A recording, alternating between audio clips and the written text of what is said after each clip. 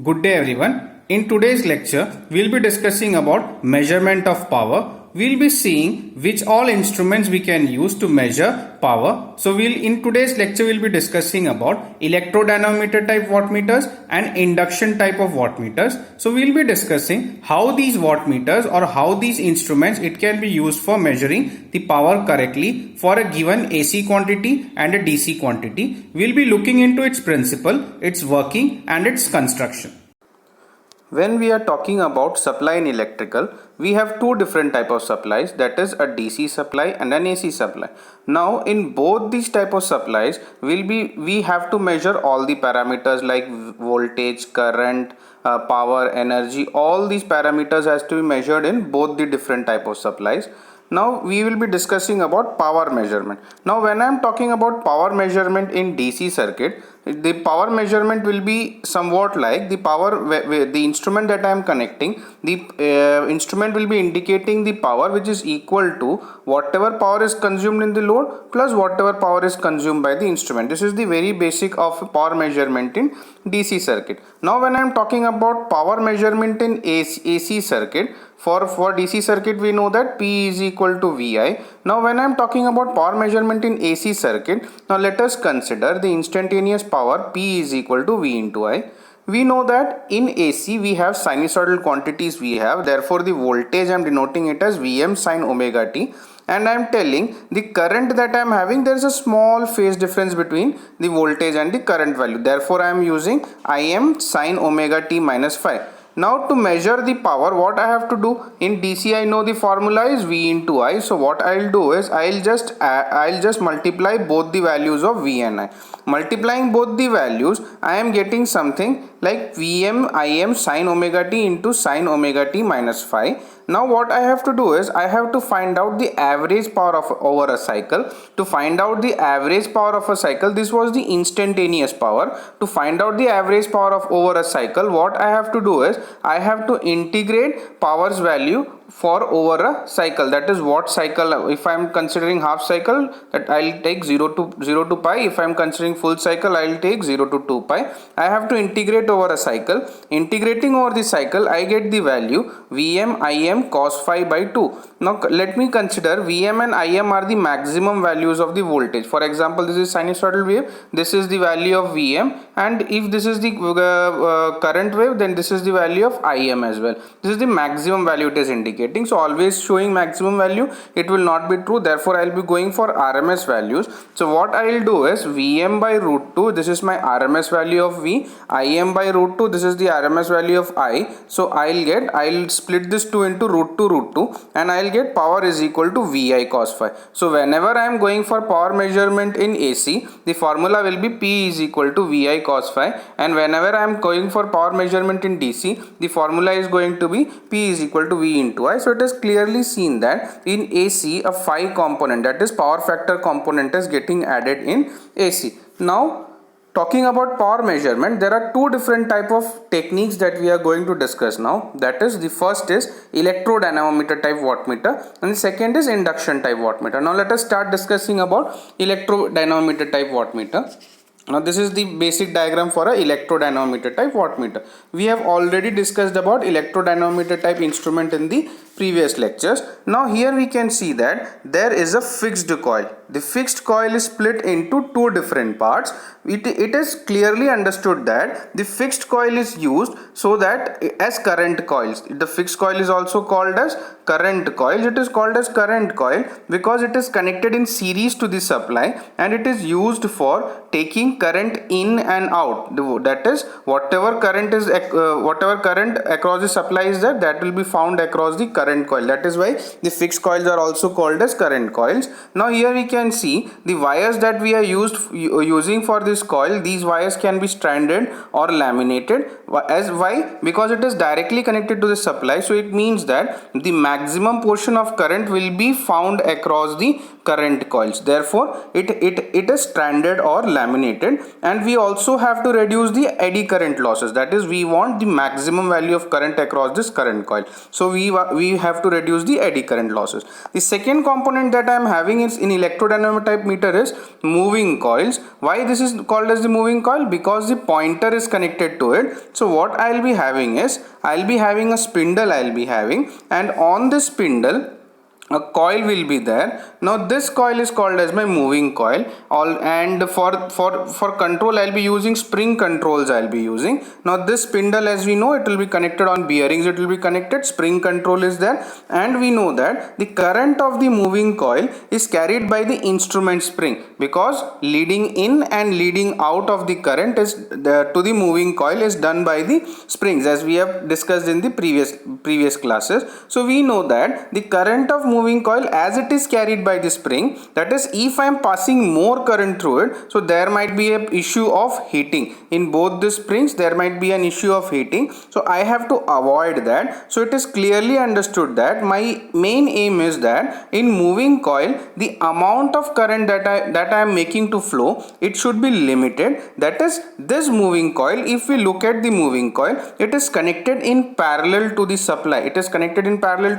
It means that it is used as voltage. It is also called as pressure coil or voltage coil or moving coil. We can see that to limit the value of current through this, also in series we are connecting a resistor. A small value resistor is used. Why we are using a small value resistor? Because we want to limit the amount of current that is flowing through my pressure coil or through my moving coil. Now one thing to be noted here is that both the current coil and the pressure coil, or the fixed coil and the moving coil, both are air cored. Air cored means what? That is, there is no material, no conducting material we are using as cores for winding both the current coil and the pressure coil. Both are air core. As we have discussed about moving coil, here we have seen that the control mechanism that we'll be using is spring control. For damping we'll be using air friction damping.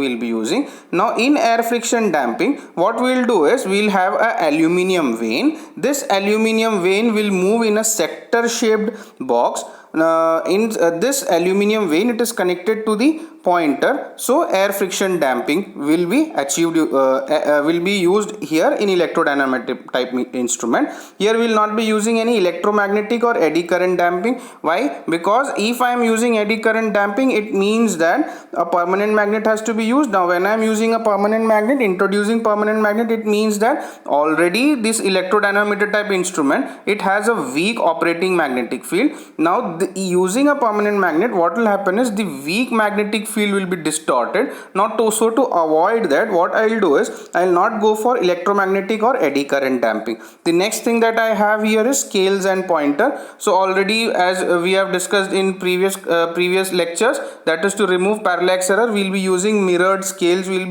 So here also we will be using mirrored scales and the pointers edge will be knife edge pointers will be having. Why we will be having knife edge pointers? We will be having knife edge pointers to remove the parallax error. So here also the same thing we will be using. So this is the basic construction of a electrodynamic type instrument. Now let us move into the torque equation. Now for deriving the torque equation, we know that the current coil, current IC flows through the current coil, current IP flows to the pressure coil. So we can see here that supply is connected to these two terminals. So the current coil is connected in series, the pressure coil is connected in parallel, and two pressure coil in series, a resistance RP is connected, and the load is connected across both this current coils and pressure coil. That is the combination of current coil and pressure coil. To that the load is connected. Now based on this, we will be going for the torque equation. Now when we were discussing about electrodynamic type instrument, we have seen that whatever torque is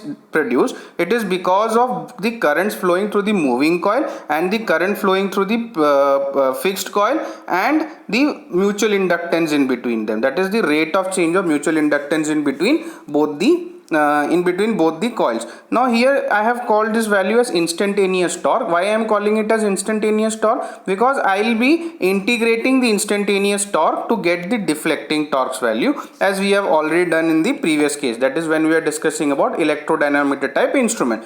Now we know that the voltage across the pressure coil,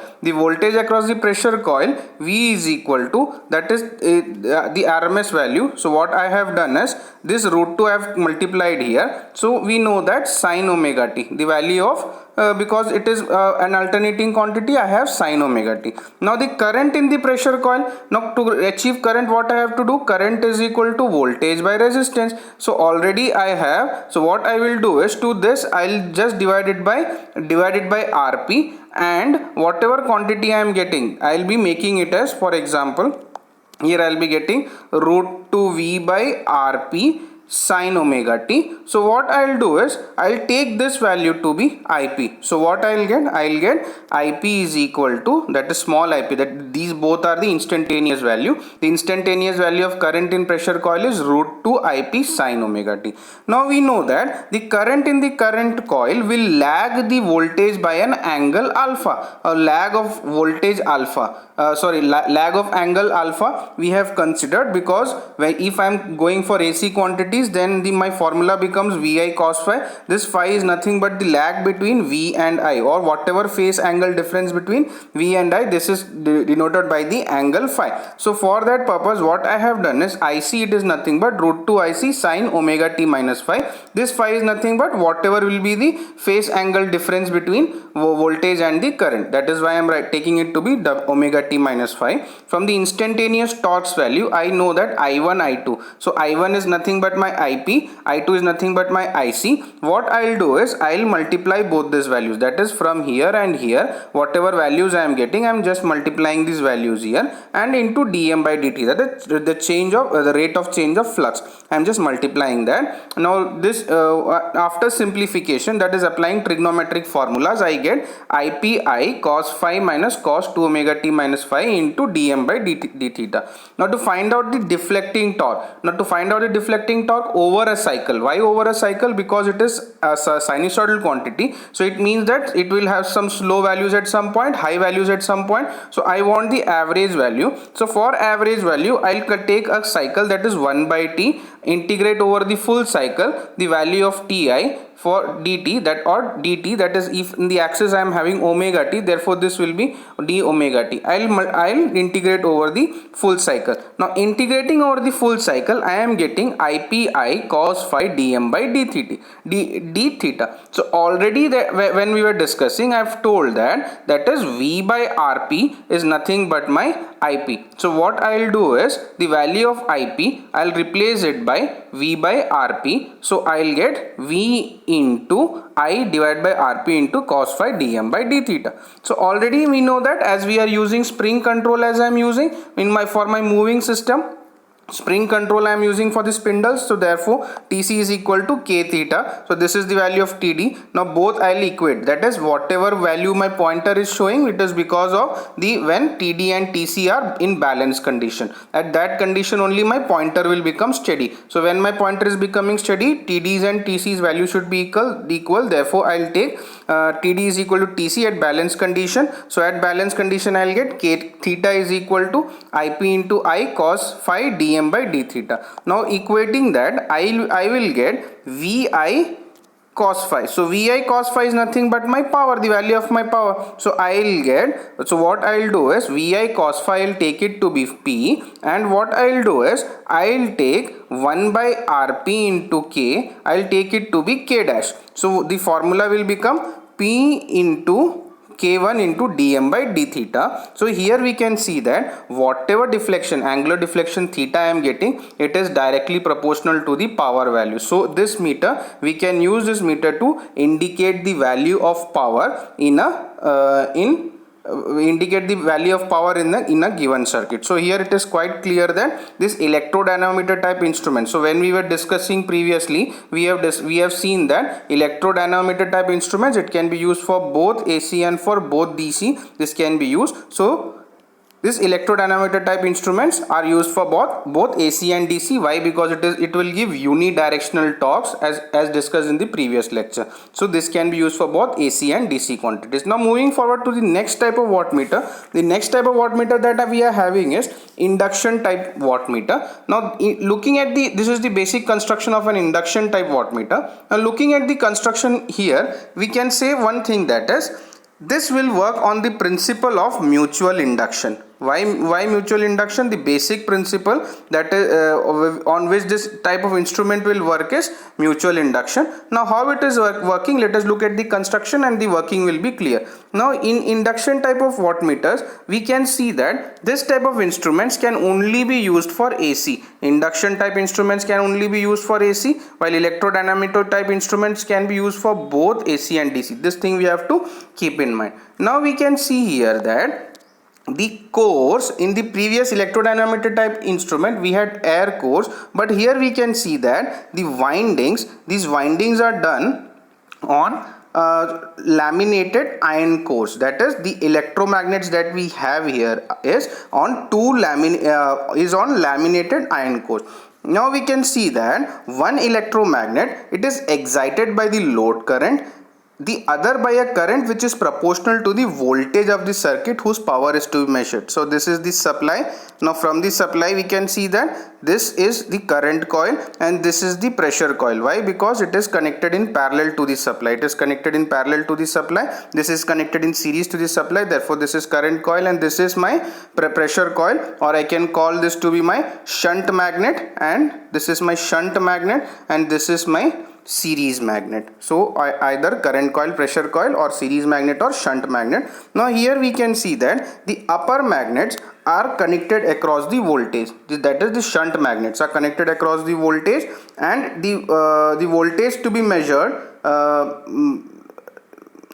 is the electromagnets connected in series, they'll be carrying whatever current is flowing through the load, and the shunt magnets, it will be used for measuring whatever voltage will be appeared across the load. Now in between the shunt magnets and the series magnet, we can see that a thin aluminum disc is kept. Now this thin aluminum disc rotates because of the action of the flux. That is, whatever flux is induced by the shunt magnet and whatever flux is induced by the series magnet, it will interact with the aluminum disc. Now because of the interaction of these two flux, this aluminum disc will start rotating. Now this is that is why we said that the basic principle on which this is working is mutual induction. Now here we can see that the voltage coils are wound in such a manner that they'll be sending flux always through the central limb.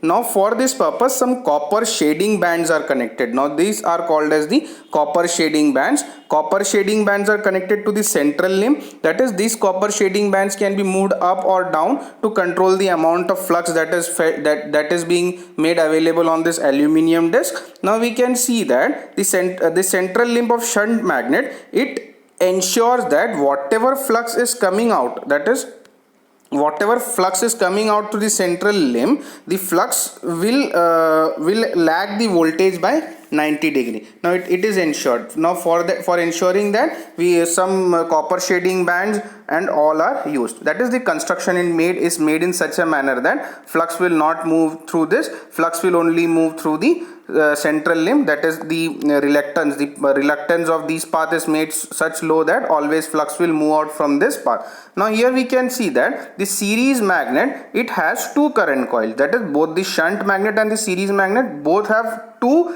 coils, separate coils. That is, the series magnet has two coils. Now these are wound in such a way that the flux create is within the core of the magnets are in the same direction. That is, here if the flux is created in this direction, here also the flux will be created in this direction only. That is, even if both the coils are kept separate, the direction of flux in both the separate coils will be similar. Now let us look at the phasor diagram. Looking at the phasor diagram, we can clearly see that this is the first quantity is V. V is nothing but the voltage that is across the load.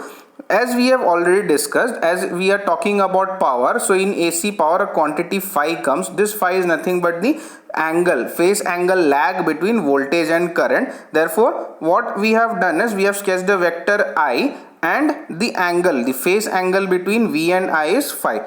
Now we know that I flows through the series magnet, current flows through the series magnet, and voltage, it is appeared across the shunt magnet. So looking at the series magnet, we can see that whatever flux is induced will be, because in series magnet whatever flux is induced, it is because of I. Therefore I and phi SC both will be in same phase. We already know that whatever EMF is induced because of this flux, it will be exactly 90-degree lagging. So this is the induced EMF in the series magnet, ESC. That is, we can see that it is exactly 90-degree lagging the flux. Now the next thing that we have said is the voltage. V is the voltage that is appearing across a shunt magnet. Now we know that in the voltage, the EMF induced will always be opposing the voltage. Therefore ESH is the EMF induced in the shunt magnet. It will always be opposing V. That is, both that is, if I am talking about ideal conditions, then V is equal to mod of ESH. That is, it will be exactly opposite, but its value will be its direction will be opposite. Therefore V, the EMF induced, is in opposite direction. So we know that the EMF induced and the flux, the relation between that is the EMF induced will always lag the flux by 90 degrees. So whatever flux is present, that is phi SH. We can see here that phi SH is the flux that is produced. So this flux is leading ESH exactly by 90 degrees. So this is my phasor diagram. Now based on this phasor diagram, let us look at what is the torque equation. Now here main points to be noted is that phi SH lags ESH by 90 degree. Similarly, the series flux lags the series induced EMF by 90 degree. Phi SC and I are in same phase. Why? Because I is producing the flux phi SC. Therefore, both these are in same phase. These are some of the things that have to be noted. Now let us look at what is the applied voltage. We know that the applied voltage is V is equal to Vm sin omega t. Similarly, I is equal to Im sin omega t minus phi, as we have discussed in the previous case. Then we know that we have one formula, E is equal to minus N d phi by dt, that is the EMF induced in a coil. Now to find out the value of flux, what I can do is I can multiply dt here, divide minus 1 by n, I'll take this to be k, and I'll get d phi. That is, if I am integrating, now from this formula, if I am integrating E into dt into k, integrate, I'll be getting the value of flux. So similarly, I am trying to get the value of flux in the similar manner. Shunt magnet, phi SH is equal to k dash integral of V into dt. Why I have taken V? Because voltage. Shunt magnet, it is related to voltage, and series magnet, it is related to the current that is appeared across the load. So therefore I'll get minus k Vm by omega cos omega t after integration. Now I know what is the value of flux. Now from this value of flux, if I know the value of flux, what I can do is I can just differentiate it. Differentiating it, I can get the value of induced EMF from using this formula. Therefore I get ESH, differentiating this quantity, I get minus k Vm by sin omega t. This is the value of EMF that is induced. Now we have to keep these values in mind. Now to find out what is the current because of the induced EMF, it is very simple. That is, I have to divide this by impedance. Now I am taking the impedance to be Z.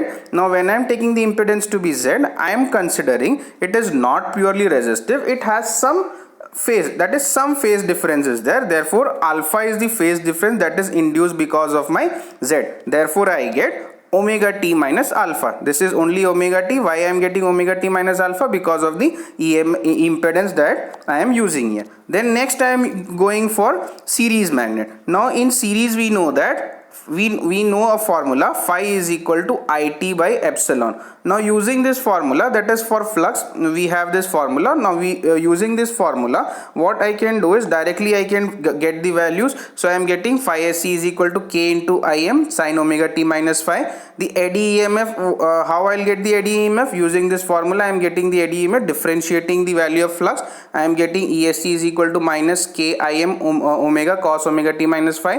To find out the current, I am just dividing it by z, minus alpha is added. Why minus alpha is added? Because it is the property of my impedance that is connected. Now moving further, I know all these values. To find out the value of Ti, when discussing about induction type of instruments, one thing is noted is that phi sh into Isc, phi sc into Ish, that is the aluminum disc. The aluminum disc rotates because of the interaction of the flux produced because of shunt magnets and the flux produced because of the series magnets. Now because of that, what this is the formula that I am getting: phi sh into Isc minus phi sc into Isc. I have calculated all the values. Now I just substitute all these values.